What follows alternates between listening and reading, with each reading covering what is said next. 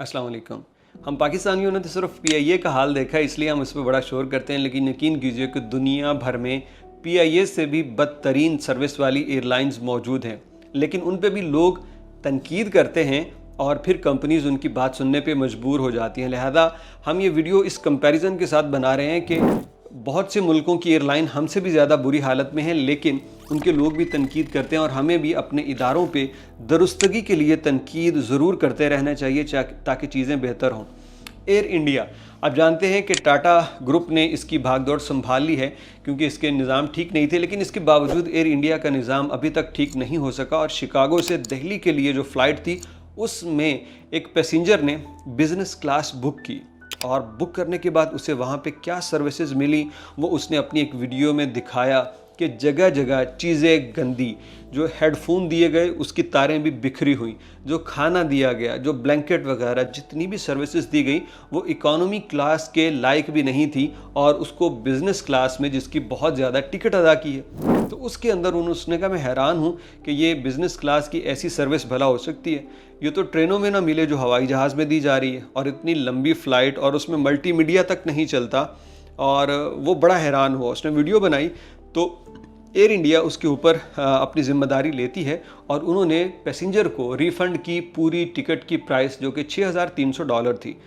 ये उन्होंने इसलिए उसको वापस की क्योंकि वो उन्हें कंपनसेट करना चाहते थे, अपनी गलती का अजाला समझ लीजिए जो कि उन्होंने किया। इस तरह का एक और वाक़या सामने आया जो कि स्कैंडिनेवियन एयरलाइन SAS कंपनी है जिसकी परवाज़ में खाने से ज़िंदा चूहा निकल आया और ये चूहा उस वक्त निकला जब फ़्लाइट टेक ऑफ कर चुकी थी। अब तैयारा जो है वो बिल्कुल हमवार सतह पे था और अब खाना तकसीम कर दिया गया और इसी दौरान एक पैसेंजर ने देखा कि खाने से ज़िंदा चूहा निकल आया। फौरी तौर पे स्वीडन के अंदर गालबन इस तैयारे को हंगामी लैंडिंग करवाई गई और वहाँ पे जब ये लैंड कर गया तो बताया गया कि हमने सिक्योरिटी वजूहात की बिना पे ऐसा किया है। सिक्योरिटी वजूहात नहीं थी, मामला तो कुछ और ही था, लेकिन इन्होंने बहाना बना के उसको डाइवर्ट किया। फिर मुसाफिरों ने जब ये खबर सोशल मीडिया पे लीक की तो इस एयरलाइन के ऊपर पूरी दुनिया में ठट्ठे कसे जा रहे हैं, जुमलाबाजी की जा रही है कि कैसे लोग हैं ये हवाई जहाज़ में लोगों को मारने के लिए बिठाते हैं, चूहों ज़दा खाना लोगों को खिला रहे हैं। अब ये जो वाक़या है ना, ये अपनी नौयत का एक मुख्तसर वाक़या हो सकता है कि चूहा आ गया किसी को पता नहीं चला, लेकिन इसके ऊपर एयरलाइन की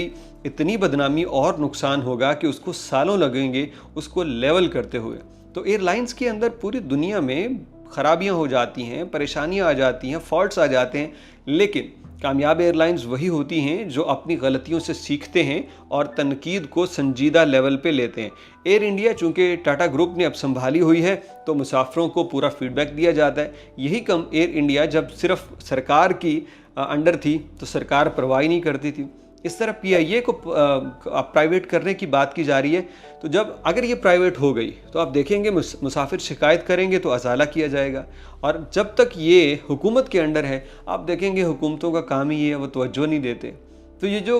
फीडबैक होता है अपने मुसाफिरों की केयर करना होता है, ये अगर सरकारी एयरलाइंस में आ जाए, वो अपने मुसाफिरों का ऐसे ख्याल करें तो पीआईए हो, एयर इंडिया हो या कोई और सरकारी एयरलाइन, वो सब भी खूब तरक्की कर सकती हैं। लेकिन यहाँ पे कहते हैं बहुत बड़ा समंदर है, अगर सरकारी एयरलाइंस ही इतनी कामयाब हो गई तो फिर वो जो प्राइवेट एयरलाइंस आती हैं उनकी कामयाबी का क्या, उनके कारोबार कैसे चलेंगे। लंबी कहानी, लंबे खेल हैं। कमेंट कुछ करना चाहें तो ज़रूर कीजिएगा। और ये जो खाने से चूहा निकला है इसके बारे में आप क्या कहते हैं कि क्या इतनी भी कोई एयरलाइन लापरवाह हो सकती है कि खानों से चूहे निकलना शुरू हो जाएं?